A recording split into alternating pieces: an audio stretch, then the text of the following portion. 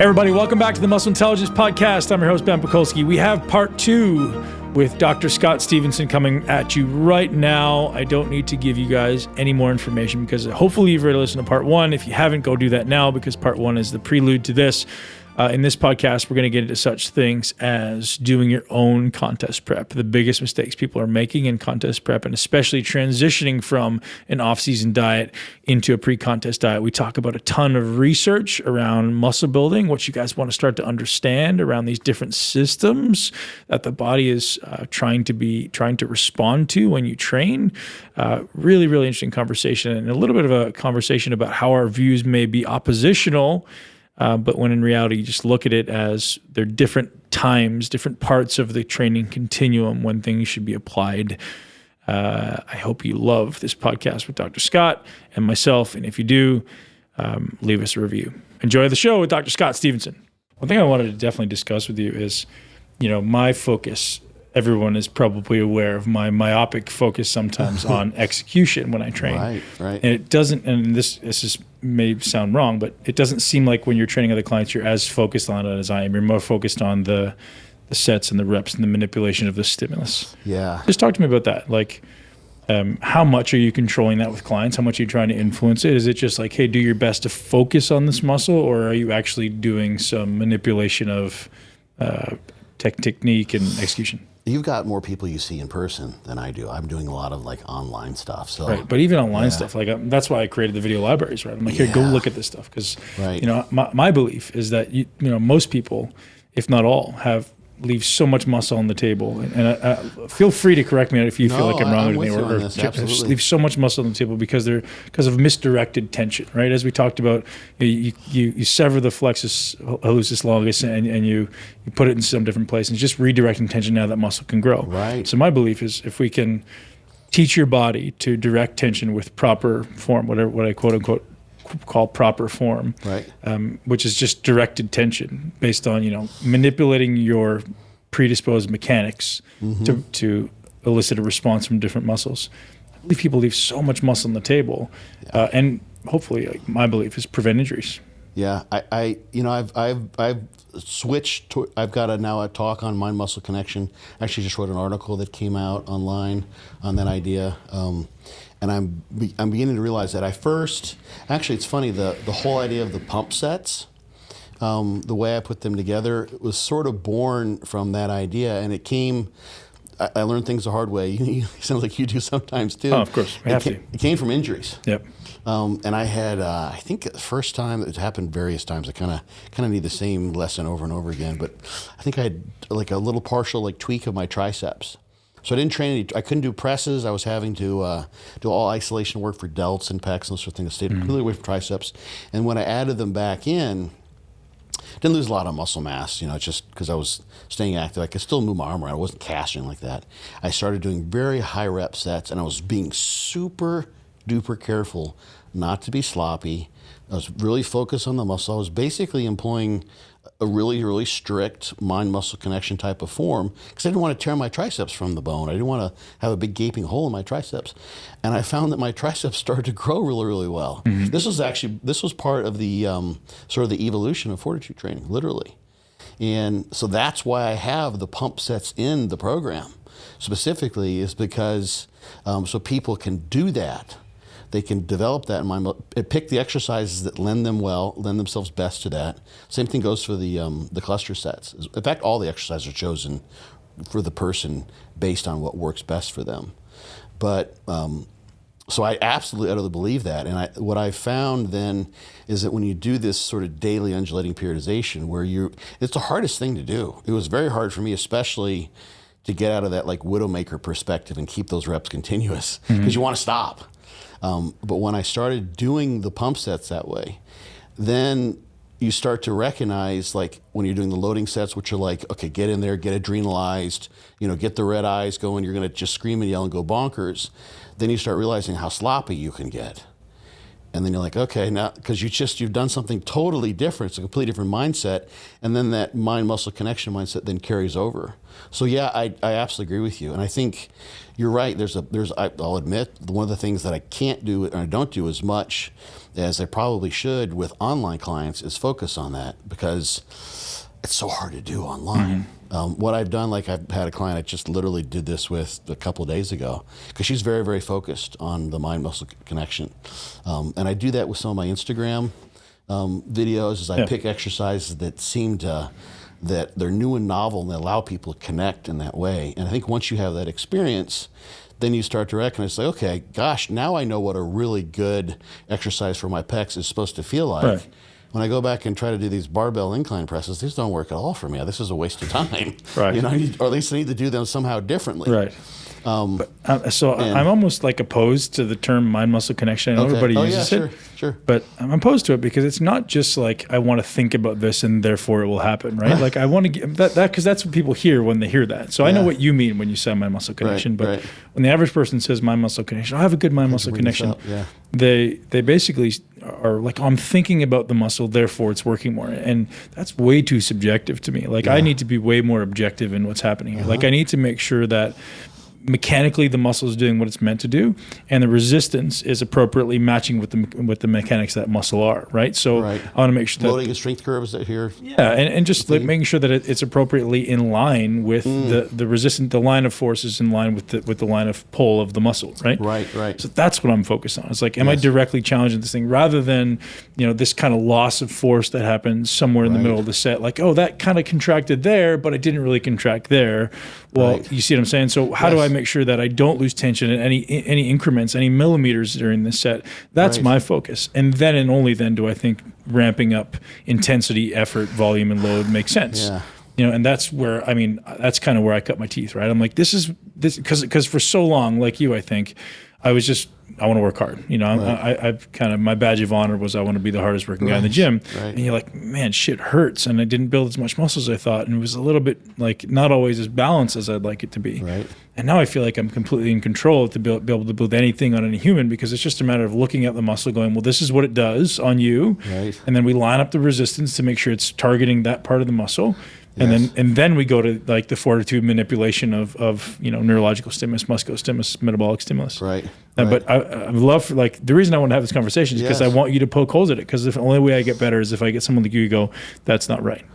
Yeah, I think you have a deep anatomical understanding, like human anatomy. But it's so much more simple than it. That's where I'm going. Actually, it's like you don't need to okay, give me name the muscles of the body and tell me the origin, insertion, action. Doesn't matter. It doesn't matter. Yeah. It's an interesting thing. So many people are, and I use this term kind of facetiously. They're motor morons. Yep. They're doing a knee extension. You say, so what muscle are you working? They're like, how am I supposed to know? But it doesn't matter, right? That's kind of what I get to is I try not to teach like anatomy and like I'm not doing that. I'm like, hey, I just want people to understand concepts. Like the simplest concept that I can teach someone that they get value in is, and I say this repetitively and I sound like a broken record, but every muscle has two ends, right? It has an origin and insertion. If both ends are moving, how much tension is being lost in that muscle, right? So in order for me to create maximum tension, one end needs to be anchored. So go ahead and create an anchor on this end, on your origin end of the muscle, which is always closer to the insertion, right? Or closer to the origin. And the insertion moves. And if we say that to people, they're like, oh, I can do that. And then it goes down the path of how do I create maximum stability at the three hubs of stability, right? The core, the scapula and shoulder girdle, the trunk and spine, and the pelvis. And if you can create maximum stability at that end, it allows you to have greater output at the opposite end, right? Yeah. So that's like, I'm like, if I can get that across to people, I think we can build a tremendous amount of muscle. Well, you want to poke holes? Yeah, do it. I'll throw this at you, because this is the one thing that's really interesting. So the idea of that, of course, is to optimize force during the course of a repetition. Yep. So it makes sense. Like you're holding one end stable, and the other end is moving, and you basically are eliminating all the other variables. Is that like? So the interesting thing about that, and that makes total sense biomechanically, but we also have a force velocity curve for skeletal muscle, and this is the thing. I want you to talk to me about that. Yeah, this is the can of worms. It's really interesting, like that. You can look at someone like Ronnie Coleman is the penultimate example. We may have talked about this before. He's the penultimate example. Like, he was so sloppy. And of course, he's very broken down now. So not going to use him as like the ideal way to train. But one of the things you could watch, even like when he'd do like those T-bar rows in the corner, which were pretty sloppy. Those really were. But one of the things that probably he was evoking or invoking, so to speak, in doing them that way is taking advantage of this force velocity curve in skeletal muscle. And I'd almost have to draw it, but I can sort of explain it in a simplified fashion. And it's basically that when a muscle is shortening, it's not as strong as when it's lengthening. Right. You can lower a much heavier load than what you can lift. Sure. In fact, like in these muscle damage studies, you can take more than their 1 rep max, more than they can actually lift. And you can have them lower that 15 or 20 times. It'll create tremendous muscle damage. And there's actually much more force per unit muscle produced when the muscle's lengthening. So if you're thinking about a rep where you're shortening and lengthening, and think about like where you fail on a rep, unless and this is a really good way to see whether it's your nervous system or your psychology, is like if you fail when you're lowering, either you probably hurt yourself, the muscle tore, or you've just given up. Because you're so much stronger on an eccentric or a negative contraction than on a concentric. It's when you're trying to lift that weight back up that you fail. That's where you're weakest. So one of the things, and this is just for the sake of kind of the cool exploration here, is that cheat reps actually make sense from a muscle physiology perspective. And there was a line of machines Life Fitness had. Just to capitalize on that force velocity, like trying to get into the short range. Right. So if you, like, and I'll talk about these Life Fitness machines, which basically made use of this. They're gone now. They had them at that, I talked about the Gold's Gym back in Tucson I used to go to. And basically, I think you could program it. It had some limitations. It only lets you do like 15 reps per set or something like that. It would just stop. But you could program it, I think, to add an extra 20% on the eccentric. Mm-hmm. Yeah, and that matches human physiology. That matches the. Is that one of the ones where the resistance tilted? There's a line that I know that on the concentric the. That would work too. Yeah, change line of gravity. Yeah, exactly. That would do the same thing. Yeah, of course. So on these, like literally, it was motor driven. Huh. So like you do a knee extension and you'd push up, and when you got, and I think it measured your range of motion the very first rep, so kind of figured out how to do it. You'd push up and let's say it gave you 100 pounds on the way up, and when you start to come back down, it gave you 120. 120, yeah. Yeah, and so your reps would go that way. And so it actually loaded the muscle relative to its strength. Did it decrease every rep? I think actually what it did, this is for safety reasons, is that you would put your number in, and like the first 2 or 3 reps, it would kind of incrementally move you up to that number, and then you do like 10 reps, and then maybe you would stop. I can't remember exactly how it set it up. I wish they still had them. They were. I used them whenever I could. But they got rid of them because no one knew how to. They're too complex. Sure. They like these LEDs. It was like jumping in a space shuttle to go train. Like too complicated. And there have been various systems where they've set that up for people. Right. So that's basically what happens when you throw a little body English into it. Is that if let's say you were perfectly, like you're literally some sort of a cyborg, or you literally could add just enough body English doing like a bicep curl, so that you were activating the biceps maximally during the entire bicep curl, but nobody does. What's that? Nobody ever does. No, everyone does uses that. That's why I actually say that I don't think cheat reps has any place in muscle building, because maybe for someone like yourself or myself, we could intellectualize how to make that useful. But 99% of the people I've met, there's no benefit for me. I'll tell you why. Right. Because we're using everything other than our biceps to finish the rep, right?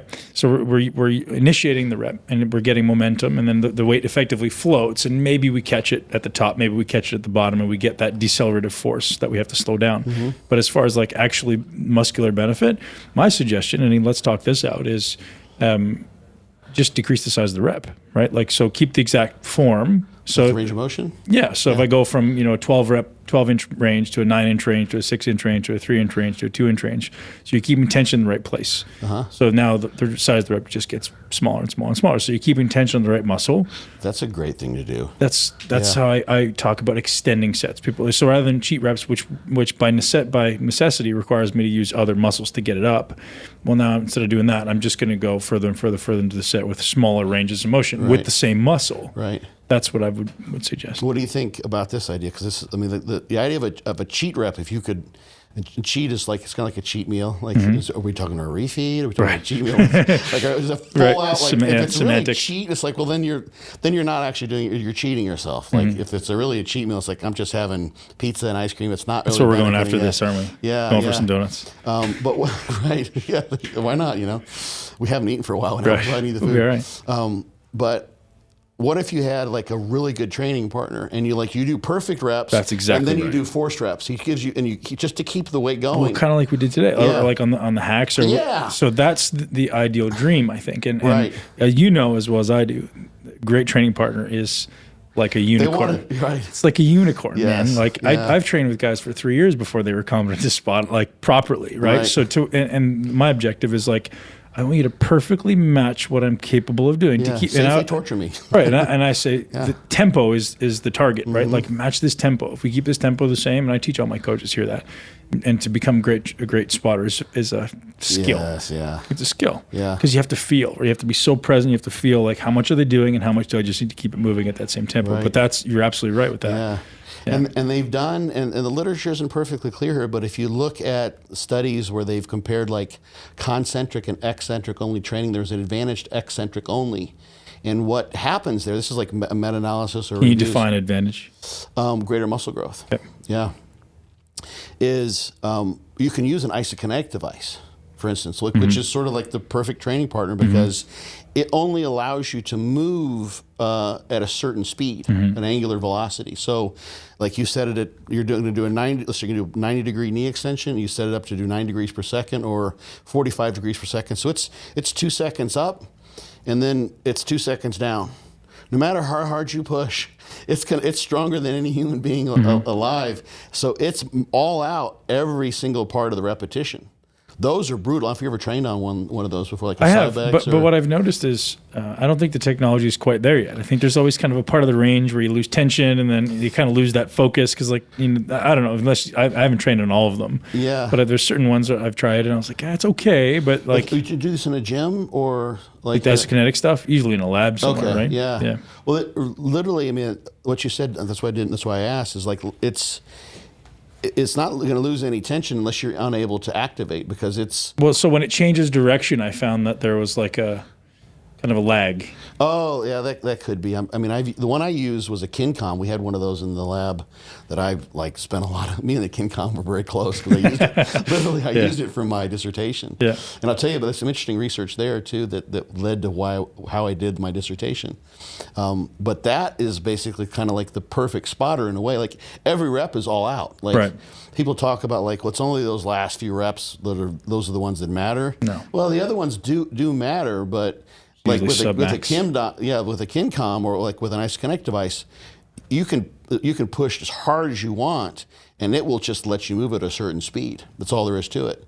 And the transition could be an issue. It is a bit strange. I think they probably put that in intentionally so you don't have like some abrupt. Right. Because the thing, if it kind of jerked you back, then you could have an issue like a reflexive tear or something like that. But one of the things that we used for my dissertation, I'm not trying to get off topic here, but we was studying creatine, and people gain weight when they take creatine. So we wanted to get a good effect size in terms of muscle growth. We wanted to also avoid that placebo effect, so that especially in the way that it interacts with training. So we used e-stim to train them on an isokinetic device. So literally, and we used a stim unit that produced a lot of force. So we just trained one leg, so we had an internal control as well. It's kind of a cool. So by the end of the 8 weeks, like a lot of the guys were bringing in long pants because they would get such a good pump and they're getting so much growth in the one leg that we trained that they were kind of embarrassed by it because they're getting lopsided, and which was kind of what we expected. Right. But we would turn on the e-stim. And the E stim overrides the normal inhibition that happens on eccentrics. So literally, average person is about 20% stronger than isometric when they're doing maximal eccentrics, right? Roughly. But the muscle is more like 40% stronger in of itself. The difference is a matter of neural inhibition. The nervous system just says, yeah, this is a little dangerous. We're not going to allow that to happen. So we would set people up, and I'd turn on the stim. Usually get like, progressively overloaded here, but it's like 70 to 80% of an MVC with E-stim only. Yep. So that's a lot of juice. Yep. Most people could handle it, but it's a lot of juice. The muscle would look very distorted when you do that. And when we turn it on, I think it was a second up and a second down. You actually produce a lot more fatigue that way. It's a very uncoordinated So no contraction. necessarily manual contraction? No voluntary contractions at all. Just like buckle in, strap down, hold on, and then the E-stim's going to take your leg for a ride. And we were producing forces above what they could do voluntarily on those eccentrics. And we didn't make a comparison in our study, but the pilot work, it was a published study, produced about twice the rate of muscle growth with the E-stim than involuntary, because you're overriding all that neural inhibition. No injuries? No injuries. I had no injuries in mine. Why don't we have one of these? Well, you can only do it for, you could. That's the thing, is it's best for like a single joint thing. Like right, biceps, triceps. I was going to tell you a story. Come on, man, you're holding out on me here. Yeah, no, you reminded me of the story because it's perfectly related to that. We talked about like when you were doing the knee extensions, you kind of like letting yourself sort of float up like that. My advisor, Gary Dudley, rest in peace, he was like, he played on with stim all the time. And one of the things we did just to go on the road was we built like an isometric testing device, like isometric knee extensions, which just basically lock people in with a tensiometer so you can make fatigue measurements and force measurements. You just throw it in the back of a truck. We actually drove it from Georgia to Michigan to do a study. Like, it was kind of a crazy road trip. But he said he had one of those that he built, and like it's late at night, he's trying to work something out, and he had the stim set way up on both legs. And he said once he wasn't thinking, he turned it on, and it literally launched him up out of the chair. Like literally it threw him forward. He didn't strap in? Yeah, he hadn't strapped himself in, but his legs were strapped in. And then he had to yank the thing out of the wall. Another guy I knew was doing E-stim. He was trying to train his delts that way. And he just used a little too much juice. You get close to the motor point where the nerve density is pretty high, and you can produce a lot more force than if you're off that. And sometimes the skin will move over the muscle depending on movement around the joint. So he hadn't really taken that into account, and he had turned the juice on, and he had some dumbbells trying to do like side laterals with sort of E-stim to make things grow. And literally he went up like this, and then the electrodes went over the motor point, and he got stuck with both arms. He had to drop the dumbbells and like max crab himself down so he could turn off the E-stim. He said literally he almost dislocated his shoulder joint, both of them, because the stim was so strong. So it's an uncoordinated contraction that doesn't involve like all the accessory muscles. Like the rotator cuff isn't activated normally when you hit the delts that way. So you could, like, we had one guy, like, this was not in my study. We had one guy, we were doing this is a little off, we're getting off topic here. We were just trying to see what would happen if you activated just the lateralis with E-stim and then had people do voluntary contractions and see if the nervous system would figure out where the fatigue was and activate things normally otherwise. So we're using MRI. And so we activated just the lateralis, and we subluxed his kneecap. Like, it literally just flopped over the side. Oh, wow. Yeah, so you can't do that kind of stuff really very safely. Right. But the Russians have done some of that.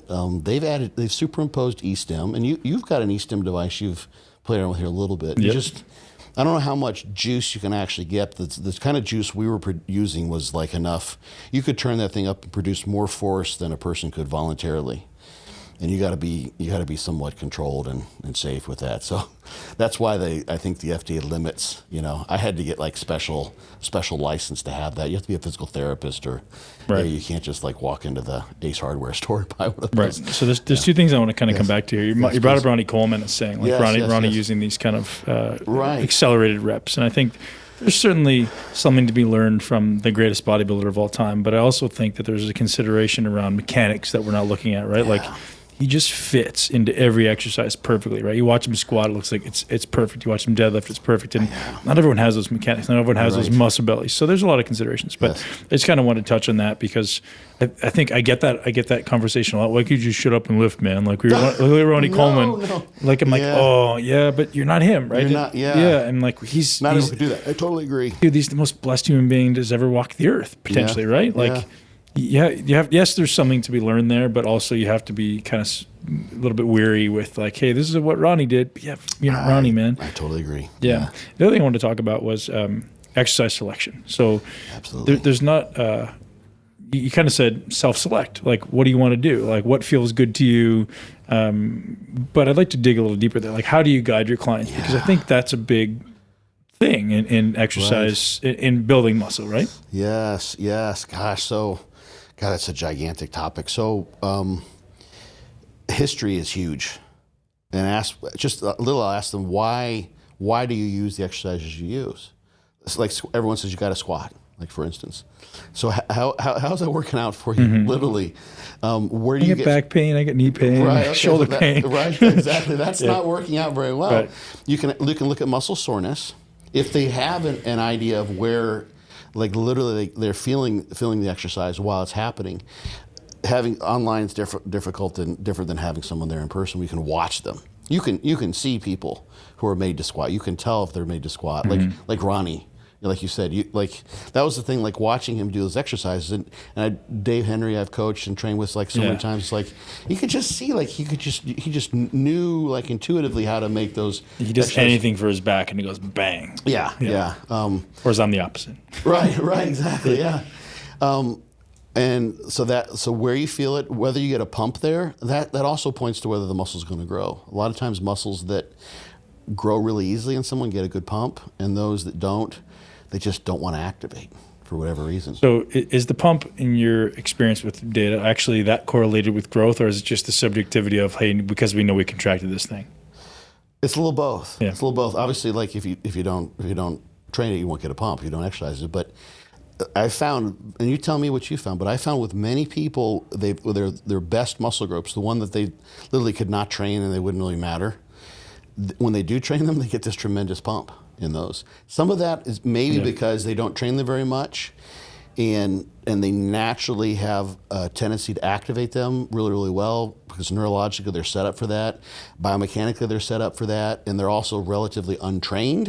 Those muscles haven't been trained, so they get a pump really easily. Right, low threshold for growth. Exactly, because they just don't have very good muscle endurance. So and maybe they have a lot of fast twitch fibers in them, which are going to produce more lactic acid. They're more glycolytic in nature. So all those things seem to sort of fit together. And that's actually a great thing. If you have a muscle that you can't get to get a pump in, chances are you're going to have to look outside the box. You have to find something. Well, this is where I guide people to like go do it 5 days a week. Like increase the frequency massively, right? And because I think the skill is a big component. Because if you don't feel something really well, chances are the skill is not there. Chances are that muscle doesn't neurologically recruit really well. So that's my belief. Now, is there anything that you would want to talk about that substantiates that or disproves that? So, this idea of improving the neurological connection to that muscle, the idea of improving the motor patterns, the motor engrams with this muscle, provided they're done correctly, leads down the path of, well, in 2 years from now, so in the next 6 months, you may not build a bunch of muscle, but you're laying the foundation for future growth. Yeah, perfect practice, though. That's the important thing. Completely, which is what I kind of try to focus on. Right. So you could have someone going in and like they're doing the same crappy training 5 days a week and building worse patterns, worse habits. Exactly. So I think asking them what exercise they've been doing and which ones. Some people just know this is a great exercise for me. I can move a lot of weight. I feel it in the muscle. It lends itself well to progressive overload for me. I just seem to be able to get stronger on that, and I feel it where I'm supposed to feel it, not in my knees, not in my low back, I don't get shoulder joint issues if I'm trying to do this pressing exercise, what have you. So, like, literally, a lot of it's just common sense type of stuff. And then, if you can watch them, of course, and see, okay, that does not look like, you're a delt presser. I can just see it in the way you're pressing. And that's why your chest is so weak. You look at your triceps, look at your physique, It's going to tell you to some degree, and watch how they do that. Some of that's just sort of like, that's kind of the artistry of bodybuilding and watching someone. It's kind of hard. You have to go through each muscle group, which I think maybe you do with some of your camps. Yeah, and giving people these very simple, like, look for this. If you have this, you're not going to be good at that exercise, right? Or if you're in this posture, you're going to need to fix that before you're going to be good at this exercise. Like giving people kind of some gateways. So like, if you can do this, then you can do that exercise. Yeah.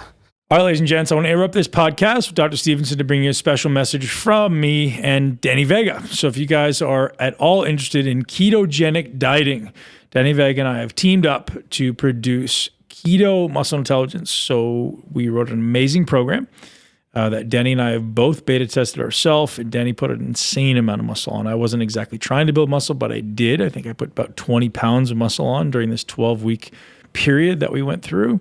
Head over to muscleintelligence.com/keto right now and pick up the free guide, which is the 5 biggest mistakes people are making on a ketogenic muscle building diet. Danny's obviously got an incredible wealth of knowledge, and I know a little bit about muscle building and just a little bit about ketogenic dieting, and we'd love to help you build muscle and optimize your ketogenic state for you. And now back to the show with Dr. Scott Stevenson. One of the things, maybe this is what you mean by a gateway, is find an isolation exercise that they feel in the muscle group, that they're certain of. Have them do that first, and then go to whatever the other exercises they've been doing. And that, I think, creates some biofeedback to them. Sure. It's not what I mean by gateway. What I mean is like a postural predisposition. So if you're thoracically flexed, you're not building your chest. If you're thoracically flexed, you're not building your lats, right? Like, are you neutral in your spine, or can you get into thoracic extension? Can you get into thoracic rotation? Are you protracted and upwardly rotated at your scapula? Like, that's the kind of stuff that I would say. Like, if you can't pull your shoulders back and down, likelihood of building your chest is zero. Right. And to pull your shoulders back and down, you have to be able to extend your thoracic spine. So can you do those things first? Right. Well, until you can do that, I'll get 2 people a week that come into the gym and they go, "Hey man, I need a good exercise for chest." And you know what I point them to? A back exercise. Yeah. They're like, "What do you mean?" I'm like, because no chest exercise will ever work for you until you fix this, right? Mm-hmm. So same thing with people trying to build their legs. If I watch them squat or watch them hack squat and they have no pelvic stability, where are you pointing them, right? Like, I'm not going to go squat more, do it more often. No, man, you got to learn how to create spinal stability or pelvic stability first. Right. Like, that's what I mean kind of by a gateway. Like, until you can do this, you don't do that. Right, that's how I choose exercise selection. Right. It's like, what can you do really, really well right now, like you said, that fits your body and feels good? And then the next step to that is, well, what can we do in the meantime that will give you access to all of those other exercises that could potentially be really good exercises for you? Because I don't like the idea of throwing the baby out with the bathwater, right? So, you can't do a bench press now that you don't feel it in your chest. Does that mean you can't, or does that mean you're just not doing it right? Right. That's the way I view it. Because most people can. Right, they're just not doing it right. We just have to find that manipulation for them. Yeah, and the thing that I think, when you look at people, do you look at their posture just before? Like, you can obviously size people up if they're like this. Yeah. I mean, that tells you a lot. Posture and mobility, right? Mm-hmm. So even if they pose well or they show well, they present well, like, you look like you have got great posture. But when we go into that exercise, what happens? That's the thing. Like, put them under stress, see what happens. It's like a stress test. Your heart looks great. You got great blood pressure when you're at rest and everything's hunky-dory. We get you on a stress test. Like, oh God, you got ST segment depression. Everything's falling apart when we're putting you under load. You've got a weak link here in your low back. It wants to flex forward. You're not able to do squats and all these other exercises. The quads will never be the thing that fatigue. Right. So that absolutely has to happen. The other thing I think too is that's related to postures. If you say, well, look, if you add up the minutes you're actually spending lifting, it's not very much. Like, even if you're doing a high volume program, like, literally your time, let's say you're doing 20 sets and they're each a minute long, it's 20 minutes. It's a third of an hour. That's 1/75 of your day. Like that's not very much. That's like maybe 1.5% of your day. The rest of the time you're like lying in bed, you're lying on the couch, you're watching TV, you've got this horrible posture. And I think like this, it equates to so much, but connective tissue has a very, very slow turnover rate. Like people starting to use, like, an example of this is like the squeams, which will work over time. It's sort of the opposite of what happens when women become pregnant and they get abdominal distension, they can't seem to get their abs back. Well, that connective tissue has been stretched for so long. Or you've got a food baby, you've got a guy who's been like pounding food for years and years and years, and then gets distended. Well, same thing happens with if you spend most of your day like sitting like this.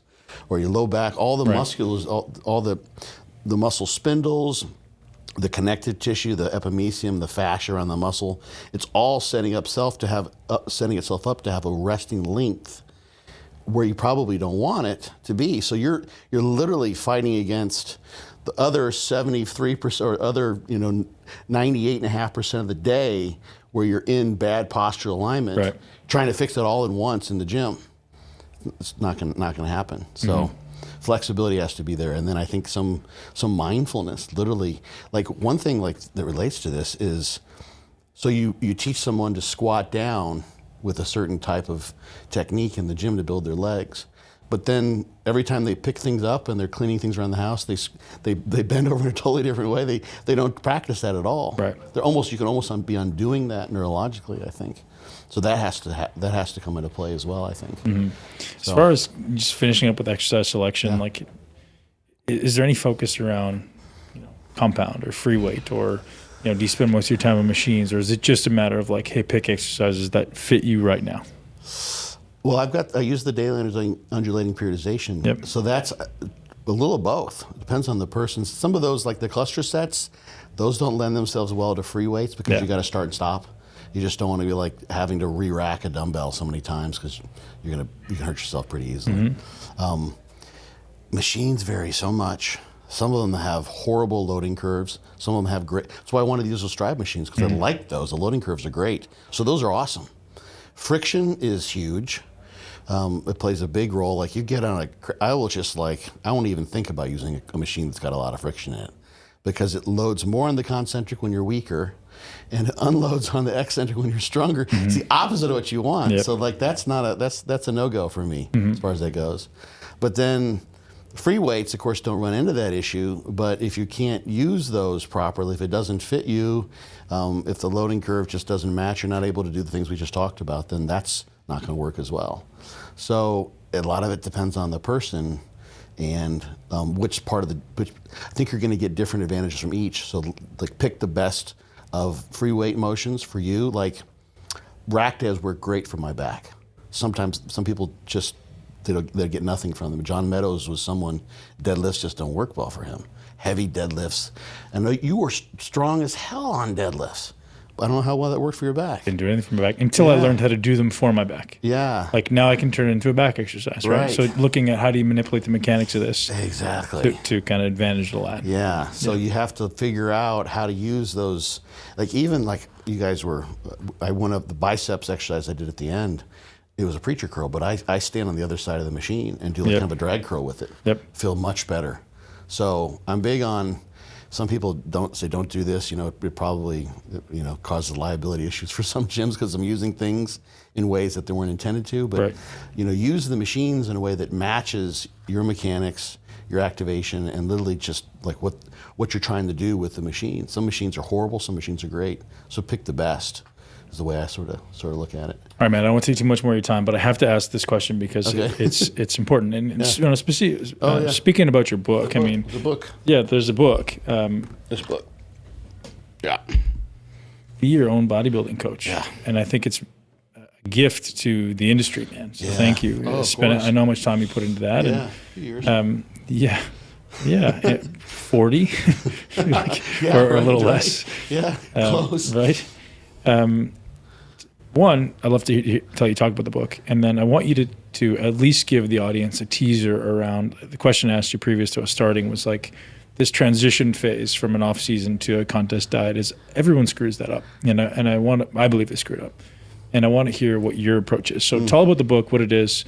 And the next time I have you back, I'm going to commit you to that now. We'll talk about the whole book, the whole process, and peak week, because I think peak week is a massive one. But for now, tell me what the book is and where people can get it, and then let's talk about that transition week from because you just recently you went from the off season to you did a 7-week cut. You said, what did that look like? So so there's a subtle at first I didn't mention this, but I've mentioned a few times. There's sort of a subtle reference in the name of the book. To be your own Buddha, basically be your own bodybuilding coach. It's the idea that, literally, and one of my favorite philosophers, Alan Watts, said this, every time you pick an expert, you pick a coach, someone to guide you, you're actually the person making the decision. Like you could be just handing off all of the decision-making process to that person, but you're still doing that. And I think that happens to such a degree now with so many people. Literally, like it's become sort of the general mindset that like you can't coach yourself. Like literally, you can't do this alone. Like you have to. There's actually a pride that a lot of people have, and there's nothing wrong with this. This actually shows a sort of strength of will to say, I'm a robot, I'm a soldier, just I'll do whatever you say, coach. You say, jump, I'll ask you how high, and you'll do it. And I think you miss out on a lot of the intrinsic value that comes from being a student of your own life, like literally. I know so many bodybuilders who don't know anything, and I'm like, why don't you know anything? Well, I just follow what my coach tells me. And I don't want to give examples, but like I'll give you some more stuff as to give you some examples, not people, but things that I've heard. And I'm like, they literally don't know anything. And I was like, they don't know what to do in the gym. They don't know how to pick exercise. They don't know how to pick food. Like it's crazy. Yeah. It just seems like, it doesn't, I just can't really wrap my head around like the mindlessness. Yeah. It is a mindlessness. And it creates, I think you're just missing out on something that, on an exploration that can really be a beautiful, a fascinating one. And climbing the mountain with your eyes closed. Yeah, right. And I use in this RNT fitness podcast we just finished. We went into this. We called it the mountain of analogy. We kept on talking about climbing the mountain. It's an analogy I use in there, and it's one that they use quite a bit. And it's like the idea is that the book is kind of like your Sherpa in a way. You're climbing the mountain, and you're still doing the climbing. It's like if you get to the top of Mount Everest or what have you, and you've done that unto yourself, and someone's helped you along the way. That this book is supposed to be kind of a map, a guide, a Sherpa to get you there. But you've done the climbing, right? And you go up to the top, and like some billionaire has been flown up there on a helicopter and plopped next to you, and he's like, "That was great." It's like you have no idea what you missed. Right. Like you're gonna have some nice Polaroids, and you'll have a great Instagram picture here, but you want to have all the evolution, all the things that can be unraveled and brought forth to give you new perspective on your life are lost if you just hand it over to someone like that. And completely. Yeah, I know. I'm talking to the choir here. Yeah, man. I did a lot of my own preps, and it was really hard sometimes. I honestly wish I had something like that at some point, because like you question yourself so much, and that's the biggest challenge for most people. It was a bigger challenge for me. It was like the subjectivity of how do I look? Am I fat? Am I skinny? Am I full? Am I flat? Do I need to carb up? And it's always this. I hope you address that. And if you don't, that'd be a cool thing to address. Is like. Like, what do I do? Do I just set a plan for a week, set a plan for 4 weeks, and make sure I stick to it no matter what? Or is it like a day-to-day? Because for me, I believe my knowledge base was such that it needed to be almost a day-to-day manipulation of like, hey, I did way more volume today, so therefore I'm going to make this minor adjustment. Or I did way less volume today, and therefore I'm going to make this minor adjustment. And then at some points it became this over-analytical mess where you're like, I don't know what to do today. So that's a hard thing to do, man. Yeah, it is. And it... Like personal growth comes from stress. Basically. Absolutely. There's like the challenge is what makes you better in the long run. And it's like, I use the example of taking the helicopter to the top of Mount Everest, but it's sort of like, doing a marathon where you're being pushed in a wheelchair. Like you didn't do the running, someone just brought you there. So everything that comes from that is lost unto you. So this book is basically the idea, like, to give you some support. I've got everything in there from like I've got a personal bodybuilding inventory that people can use to check in on their goals as they go from different parts of the year, from off season to pre-contest, and like especially the pre-contest to post-contest. That's huge. A lot of coaches just leave people high and dry. Totally. And that was one of my questions for today. Yeah, like I actually start the book off with the post-contest period. Like that's the first major chapter. And I got some other major topics that are covered in there, but and also like ways to monitor yourself with like, for instance, I use skin folds and body weight. Sure. Of course, strength in the gym. Like, how do you know which way you're going? You're looking at HRV, blood pressure, anything like that? Yeah, I have an HRV. Like it's been about a year since I published. There's some more HRV stuff coming out, but I've got a big chapter on HRV, for instance, heart rate variability. I got a frequently asked question, everything from intermittent fasting to, like, there's a whole, like, how to train as an older guy, what's in Scott's gym bag. Like, there's a whole bunch of things. It's 400 plus pages. Yeah. So I covered pretty much everything I could think of, basically. It's a total brain dump. But the idea is that it is a map. You're not just like, and this is the thing that I think especially with the way the marketplace is now, is like there's so many coaches and there's an intention. It's part of how they're bringing you in as clients to keep you in the dark, to not tell you these things, to not educate you. Right. Like that's how they keep you as clients. I hope it's not that insidious. I know that's a reality that people don't tell you a lot, but I always give people the benefit of the doubt, right? Like, yes. I hope that you're not a terrible person trying to manipulate people. Like, right. if people ask me, like I go out of my way to give them explanations, right? Yeah, so hopefully right. most coaches aren't manipulating people. Yes, I mean some may be, and some have taken on so many people they literally are developing a coaching style where they can't answer those questions. But yeah, that's different. Yeah. And then there's just, I think this is what's sort of happened over time. Before there was the internet, there wasn't access to all this information. Literally, you'd go to the guy who competed in your gym and you'd ask him questions. If he was nice enough, he'd help you out, or the woman or what have you, and you talk amongst yourselves, and you were on your own. Yep. And when you got through that, like you made it through, and like you dropped the ball, you screwed up. Let's say like worst case scenario, like you go and you tried a peak week strategy and it didn't work, and you looked much better 3 days out than you did on stage, and it's like you went through that. And it's like, oh my gosh, like this is the worst thing ever. Then you realize, no, it's actually just a bodybuilding show, And I dropped the ball, and I know what to do, and you gain perspective on things that you would not have gained if you had, for instance, a coach that you could blame, or like you had. I talk about that all the time about the why the bodybuilders of 70s, 80s, and early 90s were better than today. Like they were their own coaches. How did they learn how to build their chest? They didn't have YouTube. They didn't have Instagram. Yeah. They went and did it, and they watched, and they actually used their brain, and they thought that didn't really feel really good, but this one does. Or they'd watch. They'd wear string tank tops and short shorts, and they'd look, and they'd go, oh, that didn't really feel like it contracted. It required presence and mindfulness rather than Instagram, selfies. Right. I think it's a big difference maker, man. Yeah. Like everyone talks about all these other variables, but I think it's just like they actually use their brain. Yeah. There's an interesting thing I've seen, and I mean, it's the thing, I always try to step back and with some empathy and think, how would I be if I were born 20 years later? Completely. I'd be probably a different person. So I'm trying to take the things that I think are good about having been born when I was and sort of reinfuse them and make those things available. Without dependence, though. That's all I'm trying to advocate. Is like, just don't become dependent on something. Like, use your own unique thought process, right? Use it as a guide, like your book. Right. Like, that's an amazing guide. Yeah. But I don't need to use it as the zealotry, right? I don't need to be myopically focused on this is the only way to do it. Oh, no. Like, right. It's like, hey, this is what Scott says. I'm going to try to see if this works. And if it doesn't work, let's try a little bit differently. Right. This is just like you say, the Sherpa. A sample, from if someone gets one good thing that they like and they pitch the rest out, that's great. Then they figure that out, and then my purpose has been served. Right. But the thing I was going to say is that a lot of times I see this because there's this wealth of information on the internet that doesn't involve going in and like figuring it out for yourself.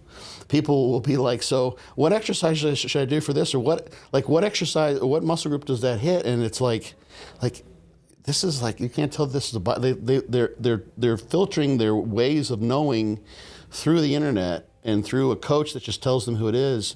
And the idea of actually just going in and just doing things the way humans did them for eons, of just like through common sense and actually living the experience, is being missed. And this is an idea that you can actually live the whole experience from start to beginning and experience tremendous personal growth. Those times when you're shitting bricks because you're like, oh my gosh, I'm gonna get destroyed, or like my brain's so foggy or what have you. I don't want anyone to be so stressed out like that they get in a car wreck or they lose their job or their relationship goes to shit. If they need to hand over the reins to a coach, because literally it's gotten their life is so bad and so stressed, well, definitely that makes sense. But don't do that as like your default when you could actually handle it and grow from it and become better, and then like become so much more knowledgeable. And I think almost everyone can think of a time in their life, like some personal hurdle that they went through. When they got on the other side, they're like, you know what? I learned so much from that, and I don't want to do that again. Right. But I'm glad that I went through that experience. It was the growth Man, experience. I'll tell you an interesting thing I learned. I was just in California last week with Paul Chek, who, if you know Paul. Yeah, I've been listening to that podcast. Oh man. So one thing he said to me that gave me so much amazing perspective. He said some things in life are put there to make you more present. And I was like, interesting. And I'll give you the example that he gave me. And this just comes up with the contest prep. Like, if you can learn to be present and be mindful and actually think about all these things that go in, you can become a better person just by becoming more mindful. And he said that in reference to rattlesnakes and scorpions. We were out lifting rocks, and he goes, hey, he's telling me a story. He's like, we were lifting rocks, and he goes, the other day I was out here lifting, and I put my hand down to pick up a rock, and I touched skin. And I was like, oh. And he's like, yeah, I quickly jumped up, and there was a rattlesnake having a little nap there under the rock. I was like, oh, he's like, and I'm so grateful for him making me more mindful, making me more present. And I was like, that's such an interesting perspective, right? Like, rather than people freaking out and going, I don't want these things around. Like, no, say thank you. You just made me now have to pay attention to what I'm doing rather than just mindlessly meandering through life. And that's what that is, right? It's like, hey, man, for contest prep, you can use it as an opportunity to become more mindless and follow somebody else. And not that there's anything wrong with that. Or you can use certain opportunities to like just become more aware, become more present, learn your body, learn what works for you, learn how to think, learn how to face those challenges yourself. There's so much beauty in that. Yeah. I mean, the thing that a lot of people have experienced that's very related to that is you start to diet down, and you get really, really hungry, and you get so self-focused, and you start to realize that, wow, I am really self-absorbed. This is a total first world issue I'm having here. I've chosen not to eat food, and I'm like so grumpy, and there are people all around the world who are going through so many worse things. How lucky do I have it now? Right. And it's really only the pressure of having gone through a pre-contest diet that made you uncomfortable in that way, so that you could step back out of your circumstances and say, life is really pretty, even if I don't get any carbs for the next 2 years, I'm doing pretty good. This is not bad. You're like, oh my gosh, I have to wait till Friday before I get my carb up? Oh boy, it's really rough, you know? And like, totally, so that's a common one. And there's all sorts of more nuanced insights that you can get by trying to figure some of this stuff out on your own. If you actually become present enough to think about it. Rather than, and that's the thing I say to people is take on that I get to attitude rather than I have to, because that perspective of like someone's, follow Sam Harris, but he goes, at any point in life, there's at least 1 billion people on this planet that would, the drop of a hat, change places with you, like, no questions asked. On your worst day. And all of their dreams would be fulfilled. And you're like, oh, yes, that's so true, right? Like at least 1 billion people would like, and more for people at our level, right? It's like, it's incredible to think that, and we could still find things to complain about. People need perspective. I mean, that's just one thing that at one time not too long ago when it occurred to me that probably some of these bodybuilding experiences colored the way I perceived this was I've got a camper van that I travel around with my dogs, which is just awesome. I get to take my dogs in a van, and we park down by the river every now and again if I want to. Sorry, I had to throw that in there. But it's great. I get to travel with my dogs. That's my little family. It's wonderful. And it's an older van, and it breaks down. And it broke down, I think, like 3 times in like the span of 6 weeks. And some people will be like, oh, they've been kicking going bonkers. And like I think the 3rd time it broke down, it literally broke down in the gas station.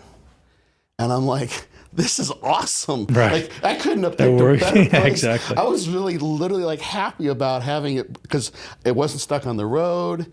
If I needed to, I could have taken the dogs into the gas. I was in the shade. I was in under the thing. I was literally getting gas, and I tried to pull when I wouldn't go.